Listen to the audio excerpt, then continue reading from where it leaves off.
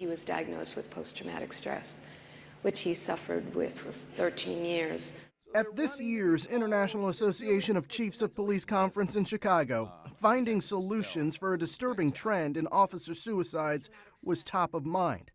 Janice McCarthy understands the importance of speaking up.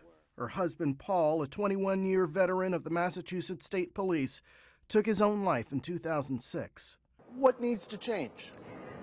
The culture needs to change. It's that culture, which she calls a fear by police officers against expressing their emotional and mental health, that may be contributing to the increased police suicide rate.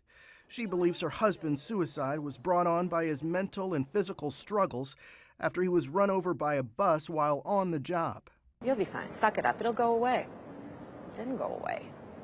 And the department didn't know what to do with that. Earlier this year, President Trump authorized $7.5 million annually for the next 5 years for national police suicide prevention efforts, including mental health screening and more training. Let's just all admit we're broken and join arms and let's talk about this stuff. Because we're not meant to do this by ourselves. We're not meant to suppress all this. Detective Matt Thornton has been with the Zion Police Department in Illinois for 16 years. It's very, very difficult. Thornton admits to bottoming out from the demands of the job and planning to take his own life.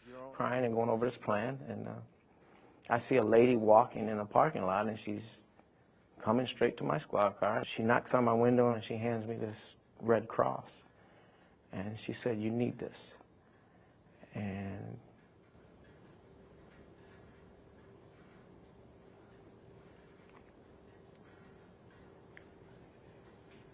it was the most surreal moment of my life.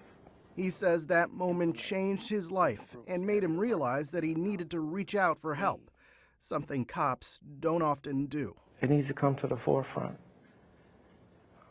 because I'm sick of it. I'm sick of crying because I can see the signs because I lived them. Thornton says he's made it a point in his life to help fellow officers in need. Some departments do have trained mental health professionals on staff for support, but there doesn't appear to be a national standard for treatment or even the data to know what's really needed or available. Jeff Begays, CBS News, New York.